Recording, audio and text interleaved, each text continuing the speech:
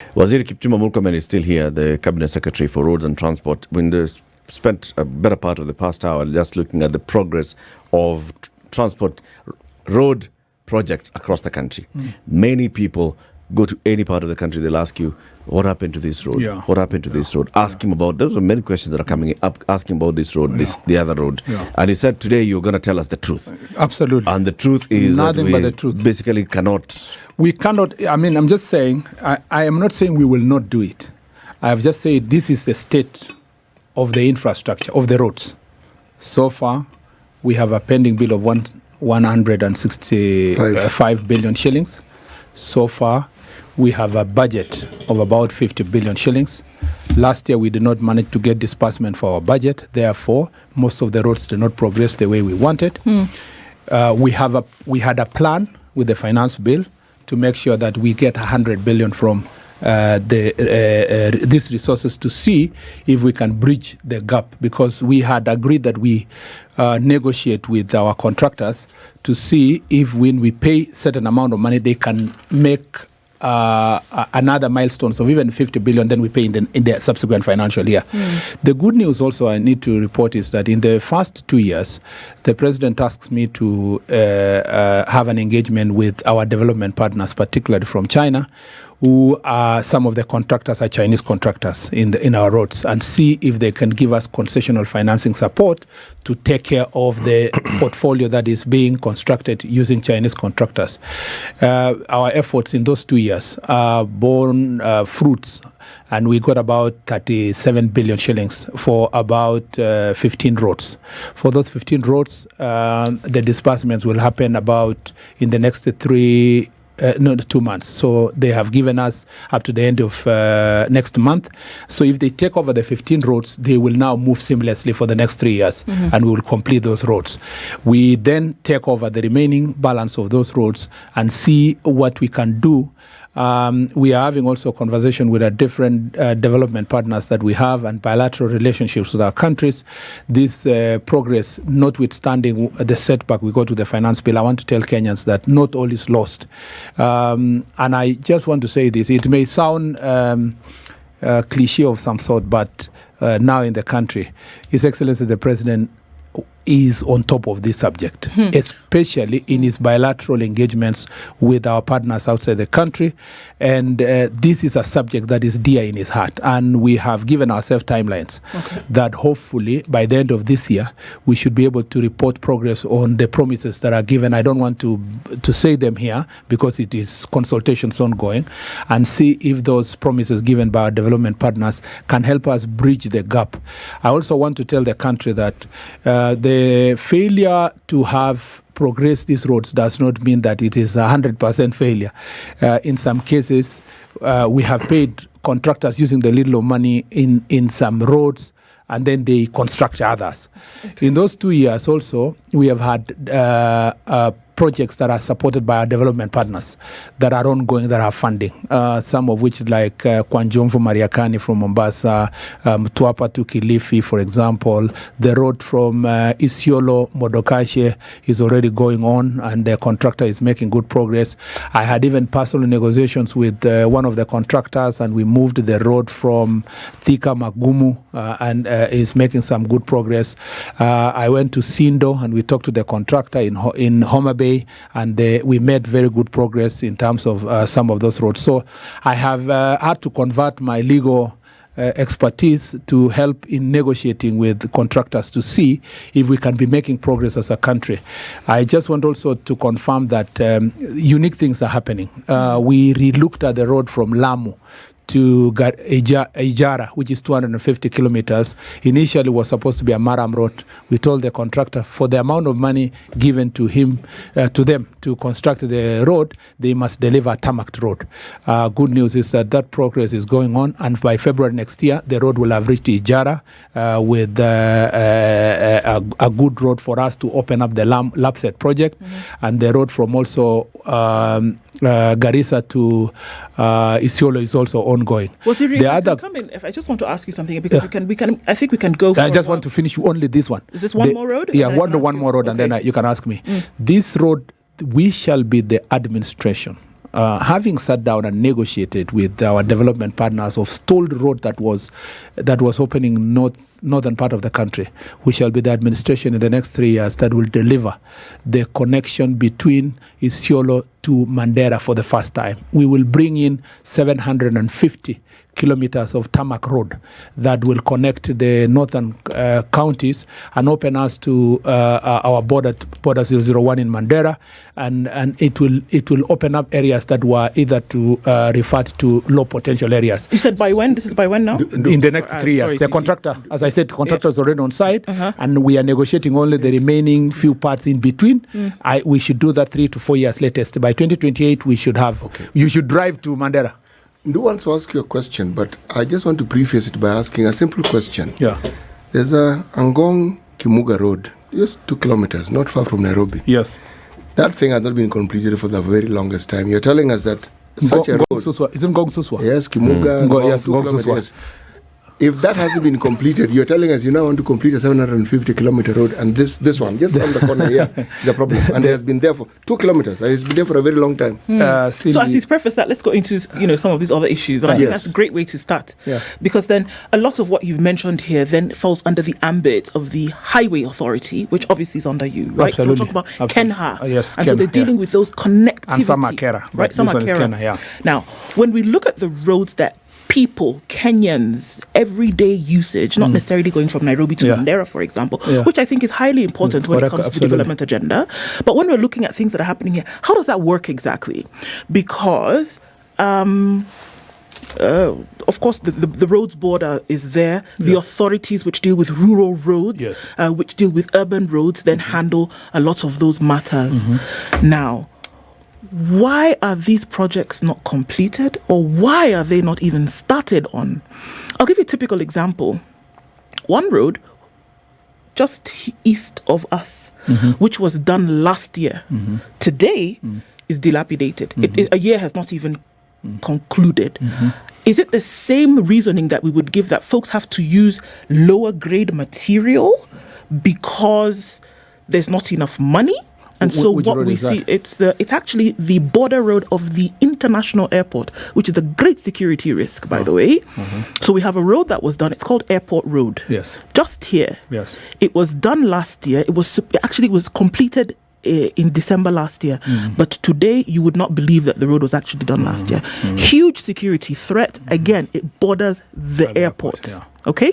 Now, I will have to ask, the contractors who are on ground, how are you able to make sure that things like corruption are not taking place? Because it is unbelievable that a road like that would have been done in the way in which it was supposed to have been done, and then now we're looking at a dilapidated state. I reckon that this is mirrored across the country when we're dealing with Kura roads, when we're dealing with Kera roads. What is happening? Because honestly, Waziri, it is a mess. Do you have a handle on these things?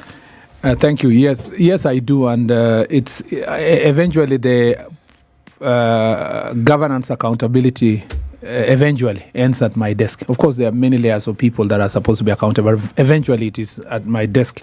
The Suswa-Ngong Road has been demanded by so many Kenyans because of the Mai Mahiu Road and the congestion in Mai Mahiu. So really, that one has been asked over and over again by... That's why I'm asking it again. Senator Olekina, the people of Bomet, Narok. I've always asked that question, and I'm sure it will also feature in Parliament today when I go there. The Suswa Road, at least, first of all, it's part of the pending roads. Okay? So the contractor is owed a lot of money. And I even called him yesterday to talk to him. And the good thing is that we negotiated with him. He went on site. And at the moment he has graded the road, at least it's possible. But for him to complete the remaining small sections, about 5 kilometers, he requires certain payment. And he has promised that with the small payment we had given him of the 26 billion I referred to earlier, he's going to make fairly good progress. I also want to come to the next question, which is the airport road.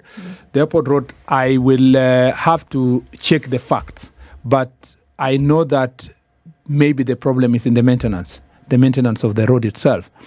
Let me say this, that apart from the whole conversation we had this morning, the first part of this conversation was on construction, development of the road. There is now the road maintenance levy fund and the maintenance of roads across the country. And if you can give me 2 minutes, I'll mention something about the same. That in the maintenance of our roads, the Act Roads Board Act of 2007 creates 3 agencies that also has responsibility to do maintenance, the Kura, Kera, and Kena to maintain their roads as allocated. These roads are supposed to be, at the moment, we used, in the year 2016, we had only about 168,000 kilometers of road network being maintained by these agencies. From 2016, we have increased that number to about 215.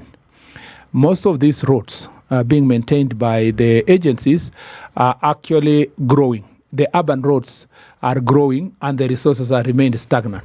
The road maintenance levy is charged on a percentage, not a percentage, a block figure of the fuel prices at any given year. So it was 18 shillings. It's 18 shillings, but that time it was 18 of 93 shillings. Now we are talking about 18 shillings of about 170 something shillings per litre, meaning that the resources we get is still very little. It's not enough for us to raise enough. This year we had about 75 billion shillings distributed across the 3 agencies, and it has not been able to cover all the network. Why? Because the first is that Kenya has now had more roads being constructed by development funds. So if you do like a road now, where I was telling you about the northeastern roads, once we complete, you hand over for maintenance. Even though you borrowed a concession or loan to construct, you now hand over for maintenance. Some roads like Isibania Kisii Road, which was under construction period and maintenance after construction by the same funds, has now fallen back to Kenya to maintain it. How long after construction does maintenance? It's usually 3. You do 3. The contractor who does the road will do 3 years. And I'm saying if a road is completed today, Waziri, when does the maintenance of it kick in? Immediately? The contract, that's what I was explaining to you. That very contractor who constructed has 3 years to maintain after construction. Then he hands over to the agent now to procure a contractor to maintain. And you have to maintain every year. No, it's a continuous process depending on the state of the road, because it is assessed before you allocate the amount of money. Some contracts, especially in Kenya, are called performance-based contracts. So you give a contractor a particular road to maintain for 3 years. So, Waziri? Yeah, and you will be there. If there is a pothole, you must seal. If there is, that is why our Kenya roads are fairly maintained over the years because of this performance-based maintenance. In your esteemed opinion, there is no reason why a road that has been completed barely 9 months ago should be getting as it was before construction. I agree with you. This is first. I was going to come to Kura because that's your road falls within the urban road network. So what I need to assess from the airport road is to find out whether the contractor finished the road and has not been paid. Is he on site to do the maintenance, or has it fallen back to Kura to maintain it? And I'll come back to you on that one. But generally, I want to give an answer now generally on the maintenance. Kura now has moved from the previous Kura, which used to be Nairobi and a few cities in the country. There is an appetite and demand across the country with greater urbanization for more resources to maintain roads in urban areas. And as such, the agency is so stretched with little resources. Kera is the most ridiculous part of this conversation. When we worked on the 10,000 kilometer road project in Kenya, we never ever factored in how the money for maintenance is going to happen, because the 22% and 10% allocated to Kera is shared equally to every constituency and largely maintains Maram roads. The tarmacked rural roads have now been christened or dubbed in the ministry orphaned roads. And they have not been maintained over the years. If you go to Mororo Road in Kajiado here, if you go to Boyman in Nyandarua, if you go to the road from Silibwet to Olenguruoni, if you go to some of the roads in Meru there, across the country, every part of the nation now has roads that were done under low volume seal. They are finished because there is no maintenance. Zero.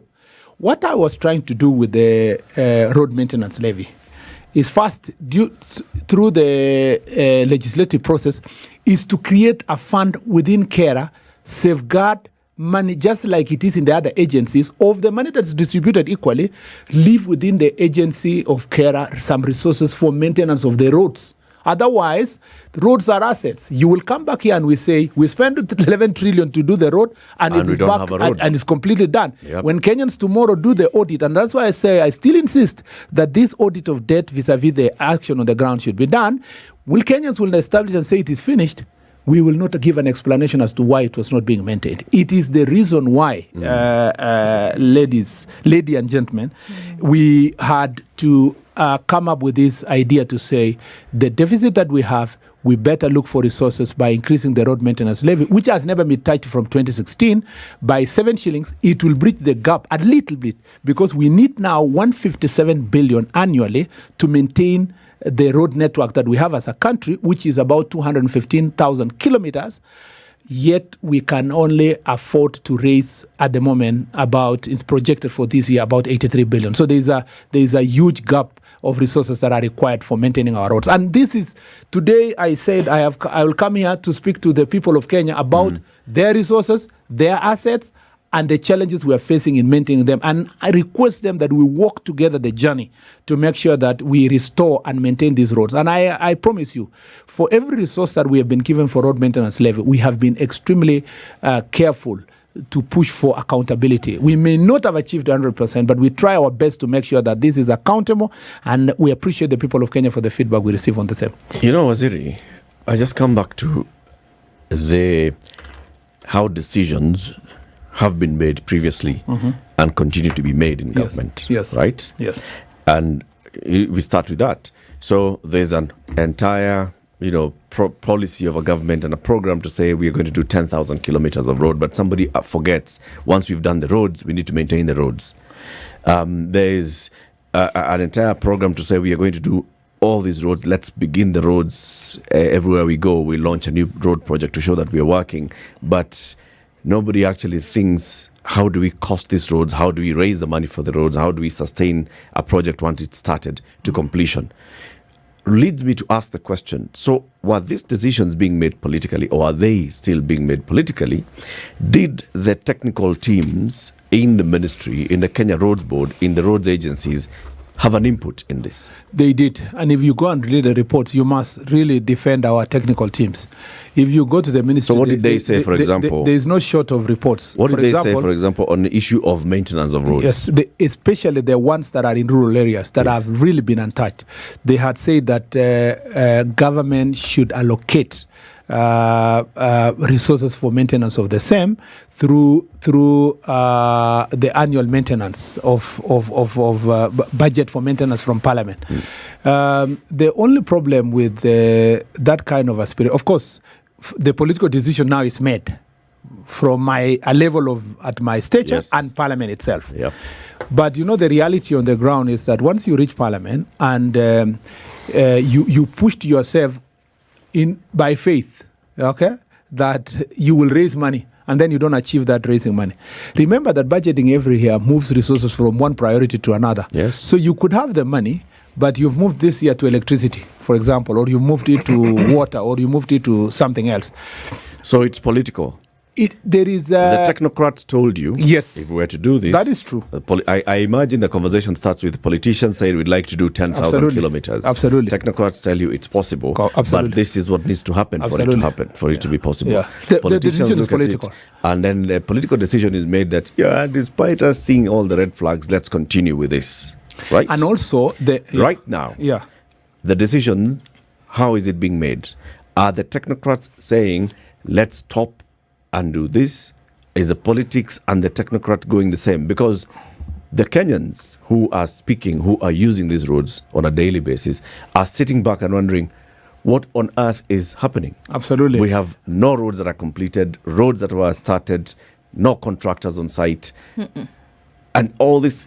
What's the decision right now? That is why I already explained to you the decision we've made on the development part. The development part, as I said, we are working towards getting a one-off support from our bilateral relations and see how far we can push to finish the 650 million worth of Sounds roads. to me, So that one, that what you're saying, we are still juggling, looking for a we solution. must juggle to looking for a solution. That is a fact. 2 But years, let me come to maintenance. 2 years into an administration, Yeah. and you know what you're going to be judged on is on the promises that you made and the history that has been there. I have said this to There are roads that have started, roads that are not completed. Yeah. And the political decision that is being made, let's juggle and see if we can, maybe just one of these balls is going to turn up green. To be frank and honest, is that we made a deliberate decision as government to be patient for 2 years, not to borrow for the roads. Reason being that if you were to go to the market and borrow at that point in time, you are going to worsen the economic situation. So even at the cabinet level, we were requested as a ministry to be patient. Yeah, understandably, we inherited a problem that was already there 5, 6, 7 years before us, and to fix the problem, you need money. And for that money to be allocated in the budget lump sum so that you can solve the problem, you needed to solve the economic issue. So we gave ourselves the 2 years. This was the year that we were now to get a lump sum resource and return all the contractors at once to go on site. And because of the failure of the setback of the finance bill, that gap of 349 billion is going to have an impact on us. That is why the thinking quickly is to say between now and the next 3 months, what other means working together with our development partners and leveraging on the trips the president had made and the good name he has made for us, what support can we get at a concessional rate for us to complete those roads. That we have left for maintenance, for development. On maintenance side, that's why I'm focusing on maintenance side. When I arrived, the first report I was given is to say that the road maintenance levy, which by law and policy was supposed to be increased every year, maybe 50 cent, 1 shilling, 50 cent, 1 shilling, had never been touched since 2016 for the last 8 years now. It was 6 years then. And I was told that the only way you will maintain the roads, and KRB had a clear report that there is no other way than to be able to increase the road maintenance levy. Of course, being the politician I am, and being in a serious position, I said, who will make that decision? Who will make that difficult decision in an environment where people are saying don't increase taxes? Yeah. So last year I said, wait, hold on. Let's see how the economy is going to be next year. Remember, last year was so bad that the prices of petroleum were at close to over 207, 210 shillings. So to add another 7 shillings was going to be impossible. This year, because of the stabilization, I thought, let me propose now the increase of this 7 shillings so that we can salvage these roads. And I tell you that there is no shortcut to this issue. We need to find ways of raising the road maintenance levy. Can I ask And the people of Kenya in the public participation process said, okay, if you increase the road maintenance levy, you cannot do so because you are going to have a ripple effect on the cost across the spectrum because of the higher cost of living. Yeah. And I asked myself one question. So people want good roads, like you are holding me into account here.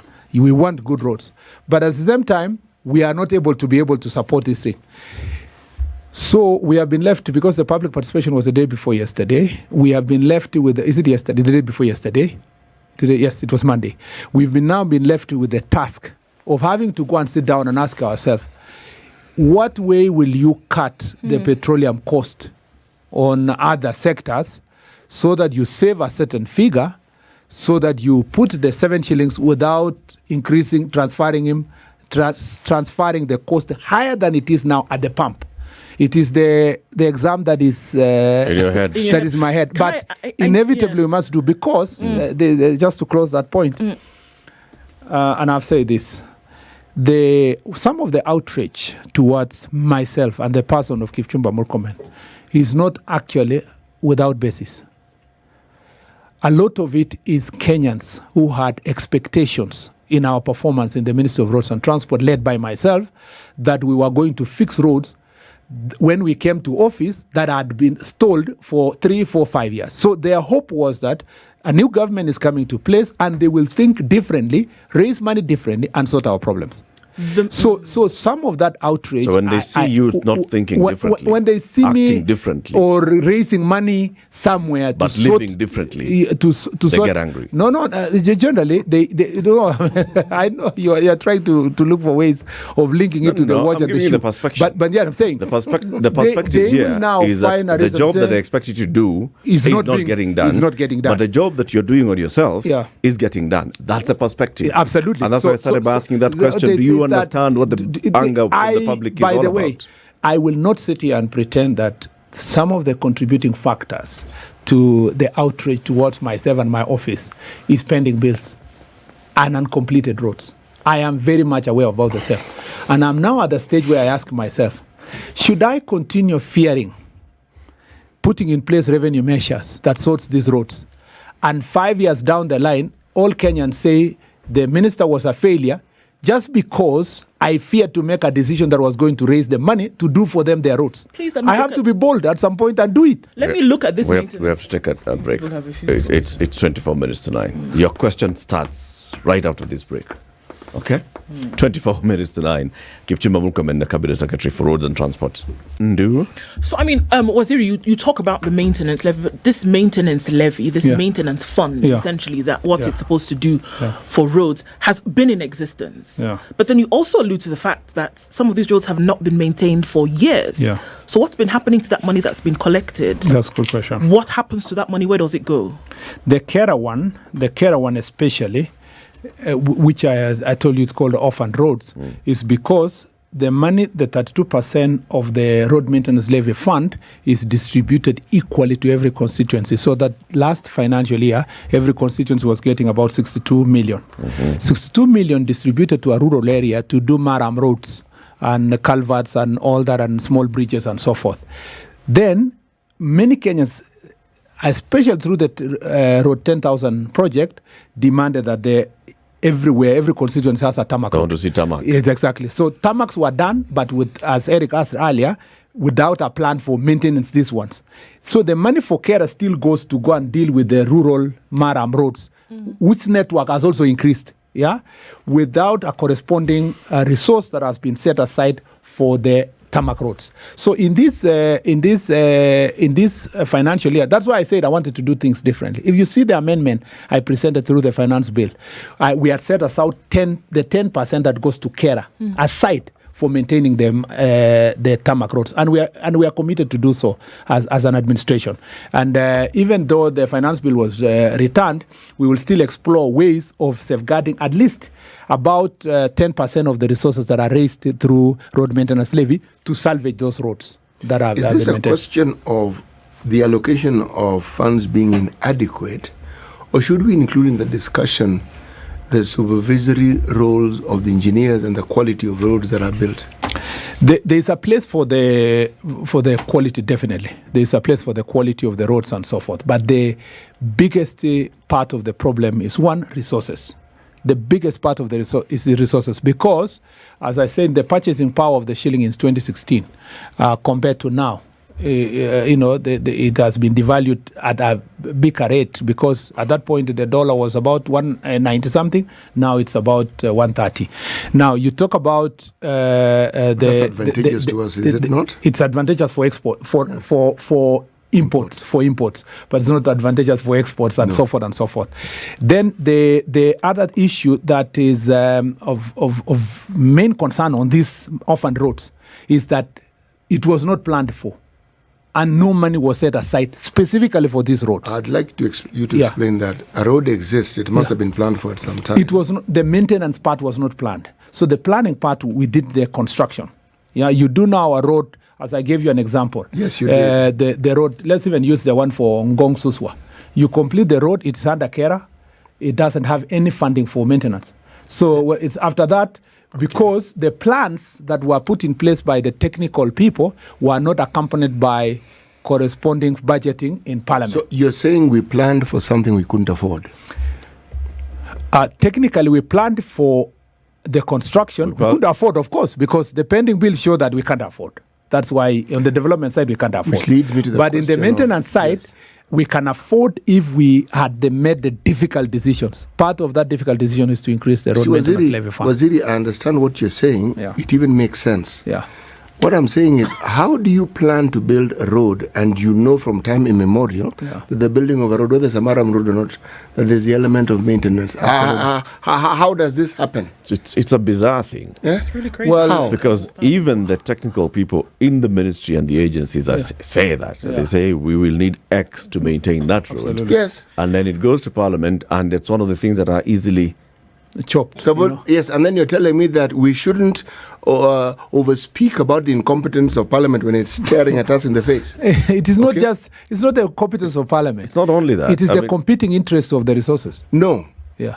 Everything we're saying isn't appearing when this government came into being. Yeah. It has been there from time immemorial I agree. once again. Yes. So you cannot, well, you can say if you so wish, but it still doesn't make sense. Yeah. At the end of the day, we know how much money we have. Yeah. Engineering. Yeah. Yes. This is precision science. Yes. It isn't social science like what it is that I study. Yes. There are no ifs and buts on how you feel. Yeah. So you cannot then say that with all these trained people and all this understanding and the amounts we have, that a solution could not have been come up with for a road that would fit the money that we have and which we could maintain. How? I mean, and this seems what you're saying, that in the absence of this planning and budgeting, we then now have to increase the amount of taxes that we're levying on people. The problem isn't what you're saying. The problem goes back to you and the engineers who are supposed to do this thing, because it is their job to have understood this and ensured that what needs to be done is done. I think our biggest problem is at the budgeting level, the budgeting and allocation level and priorities. We should be able as a country, notwithstanding coming in of new administration and so forth, to follow through programs until the end. Yeah, and we should not also swallow, chew, yeah? They say chew. We should not chew what we cannot swallow. Yeah? As a country, and that is that's why I'm moderating my expectation of the public, for them to appreciate that we need to now start living within our means. If you see the clarion call of this administration has been, can we live within our means? So that then we cut our cloth according to our size. So the moving forward, the task I was given. Did you ever sing in the choir when you were a student at some point? A little bit. Precisely. Yeah. Do you know what it means to sing out of tune? Yes.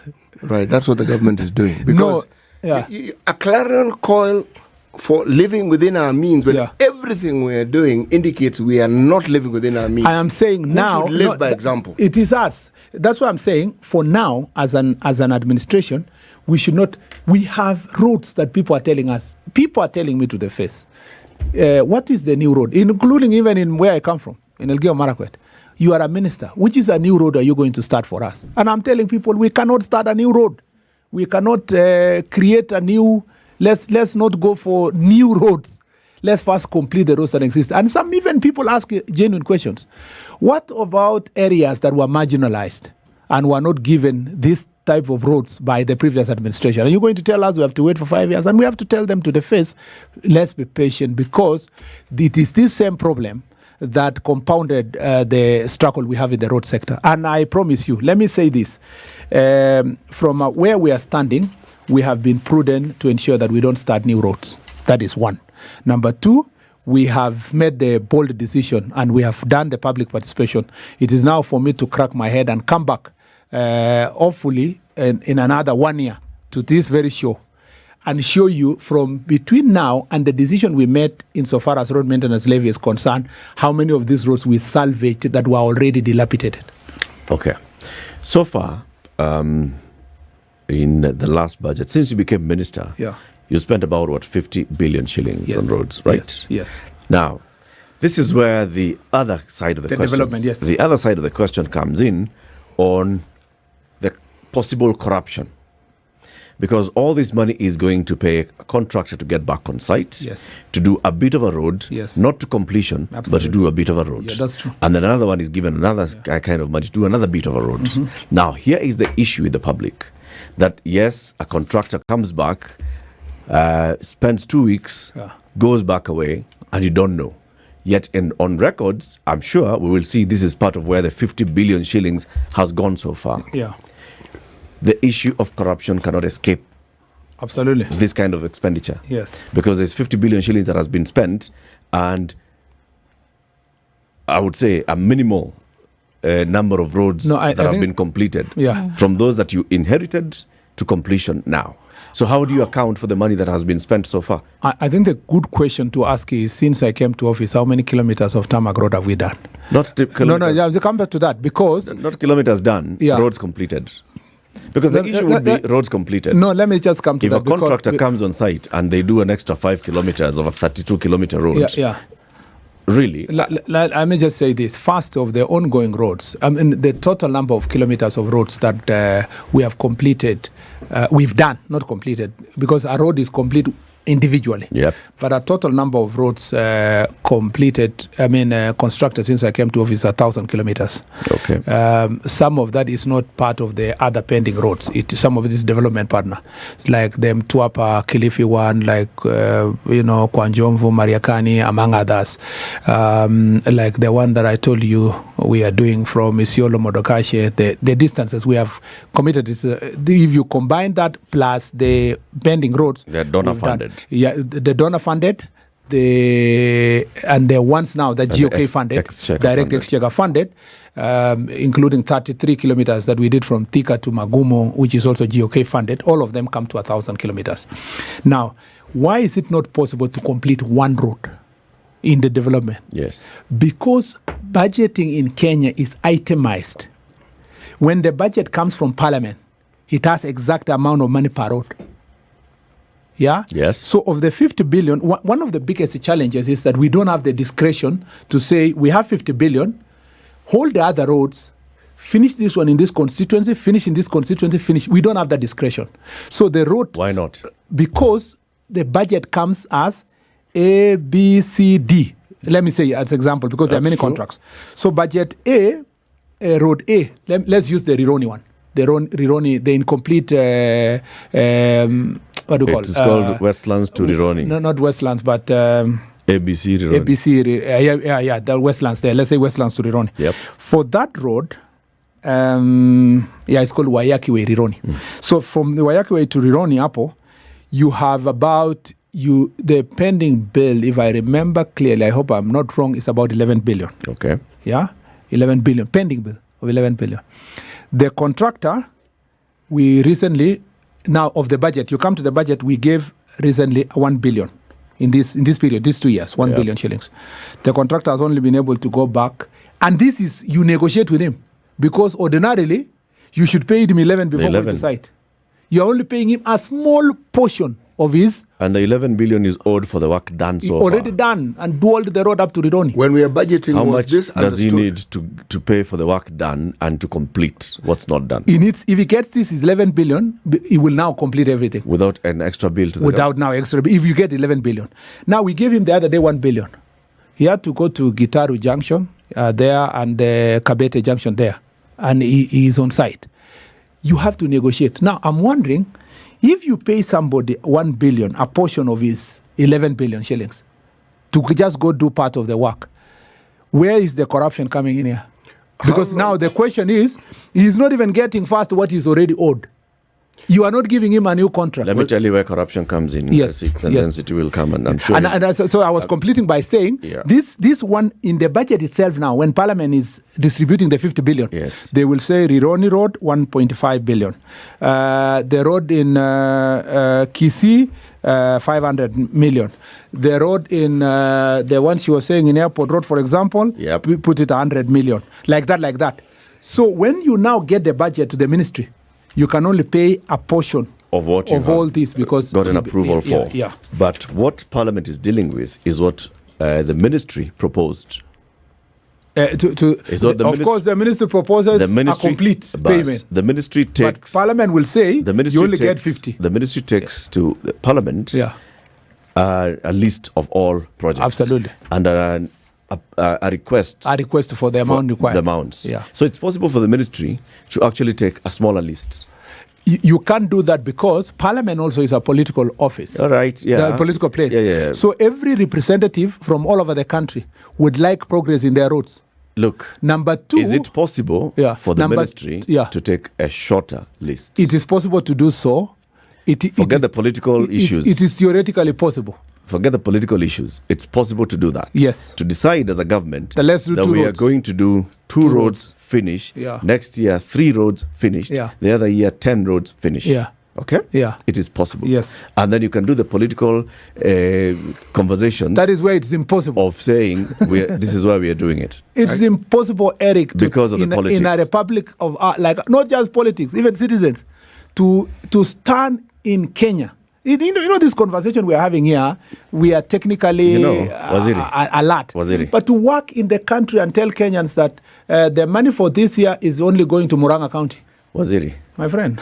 Waziri. You will not have even a place to stand. I am and sure, then the other problem. Everybody listening who has used that Wayaki way to Rironi, if they heard that, if they did not see the contractor next year, nothing will have changed. Yes. They're used to not seeing that contractor. Yeah. If they know that the contractor will come after 2 years, that's something to work, to look forward towards. How does corruption come in? Yes.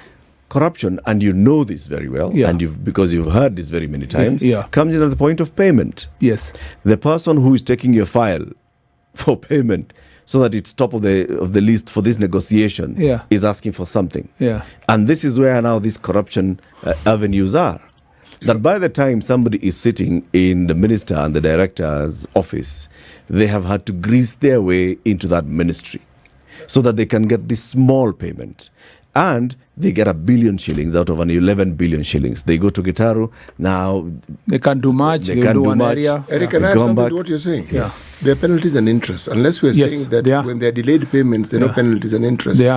So you get to a point, if you're talking 11 billion and the penalties and interest, what do you think that amount is going to be? It keeps rising. You see, the question I wanted to ask is, everything that we're discussing here has to start somewhere. Absolutely.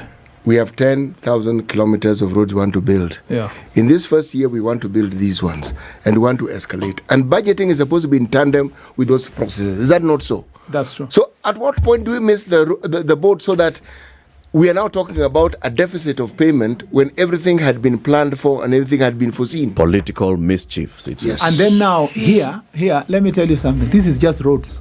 So, do you know it is now replicated in other sectors of pending bills across the country? Oh, yes. And that's why I'm saying that this is a bigger problem that we need to face. We are trying to make our contribution in a small way within the roads ministry. I have outlined the things we are trying to do, and I hope that we will make great progress. It's not a small contribution. We don't have 2 roads ministries in the country. It's 1. So that's what I'm saying. We are trying to make our contribution towards resolving. Don't try. If you see, if you've engaged the public, the public, if you were to have some rating like they do in other countries, the confidence rating in the Ministry of Roads and Transport, and then confidence rating in the Minister for Roads and Transport, both of them would be low. I agree. And it is directly proportional to the inability for us to do the roads. That has to come with some responsibility. We try our best, Eric, but please support us. Can we support us by paying the levy so that we can do even the maintenance alone? See, now this is the thing. At least from a ministry perspective, we should be able to do something. If we are unable to get budget for moving the pending roads, you understand where I stand. You understand the corner where we have been put at the ministry. We can't run away from the historical perspective in terms of things that have actually And if I say today that this is a historical problem, we told Murkomen blames Uhuru. Who exactly? But it's a fact. Well, let's look at the statistics is clear. None of this contract we awarded. Murkomen, let's look very quickly who is a Jubilee, the airport. Who was in Jubilee, blames Jubilee. I have not rejected that. Led by Uhuru. Okay. Let's look really quickly at JKIA because our time is running out, and we spent 2 hours talking about roads, but this is one big ticket issue that clearly was a problem. It's still a pain point in terms of taking it to from where it is status to world-class status. The issues that we've seen, embarrassing pictures of leakages here and there, and a lot of finger pointing. What's happening? You will just, if you give me 1 minute to say something about JKIA and another from the port, I'll be very happy. On the JKIA, we came in when there was fast, and we discussed it here. I told you that there is a dysfunctional governance structure at the JKIA, and almost everybody was acting. We have been able to fill in most of the senior positions in JKIA. in Kenya Airports Authority. It is now you had us recently advertise the position of the managing director, and hopefully then in 1 month we will have completed that process of reform. As a result of that reform, I'm very happy with the team that came in. They have done, for the first time now, we are almost completing a proper maintenance manual that is going to guide performance-based maintenance of our infrastructure, so that you don't need to do one-off contract. You will always have continuously improving the infrastructure and protecting the assets that you have. We had a problem with the roof. If you have gone to the airport now, we put a roof on top of the areas that were leaking, and hopefully we will do a small terminal around that area. We also have the issue of number of the airports, 12 airports that had stopped. The contractors are back to Nanyuki, to Nakuru, to Narok, and so forth. We opened new routes, as you know, to fly to Kabunde in Homa Bay and in Migori and Kakamega. We just finished an airstrip in Matulo in Bungoma. We opened Ukunda and extended the runway. Are you fixing JKIA? I'll just come to that, all that. And then on JKIA, I promised the country that by the end of this year, we should have a private investor to come and do a new airport. We are now at the infant stage of getting the people who can come and do so, and the interest is high. I believe that by the end of this year, we will have, as I promised the country, another mega project. That will be a mega project, but we will not use. We are not going to use the challenge. Let me just say this: because of the problems that are happening across the country, as an administration, we are unable to deliver our important infrastructure projects in the country using either loans or GOK funding. As a result, we have to leverage on PPP.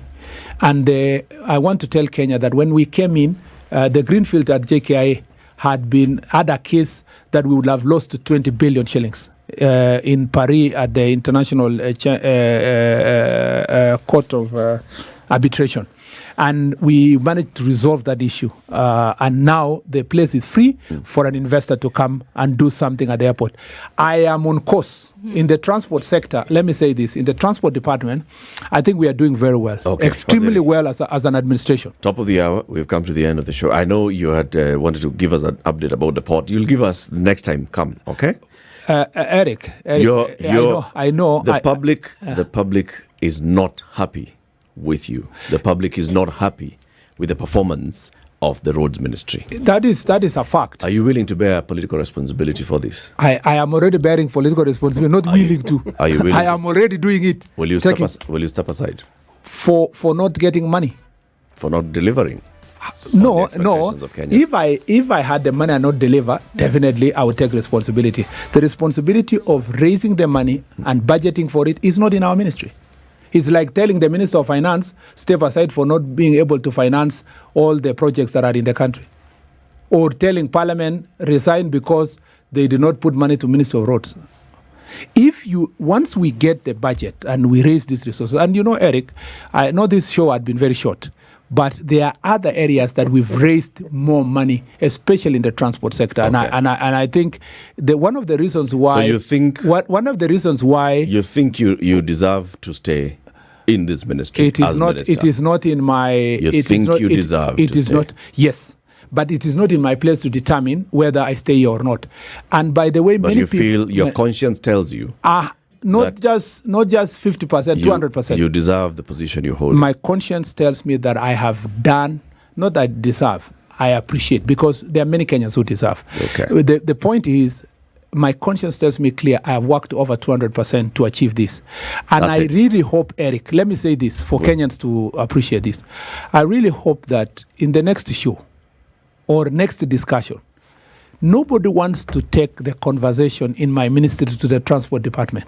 Nobody wants to say that we have increased the performance of the port, the investment we've done in Tongokundu. Nobody talks that the first time in the Republic of Kenya, a first ship docked in Lamu port that has carried goods to Ethiopia, courtesy of our work. The business from Mombasa has increased the TUs from 1,400 to now 2 million, for 1.4 million to 2 million TUs. Nobody wants to say that in Kisumu now, we are using our Kisumu port because we have a new transport of petroleum by sea. Yeah. Nobody wants to talk about the piers in Ombaso Bay. Nobody wants that. Because nobody wants to speak about my success and the success of this administration in 2 years to turn around the transport sector. What I have done in the aviation sector, ended there. what I've done in the port, what I've done in the rail. You want to end it because you know the only small corner of my ministry, which is the small problem we have in the roads, should not cloud the achievements, massive achievements we've done in the transport sector. Waziri, thank you. Kipchumba Murkomen, Cabinet Secretary for Roads and Transport.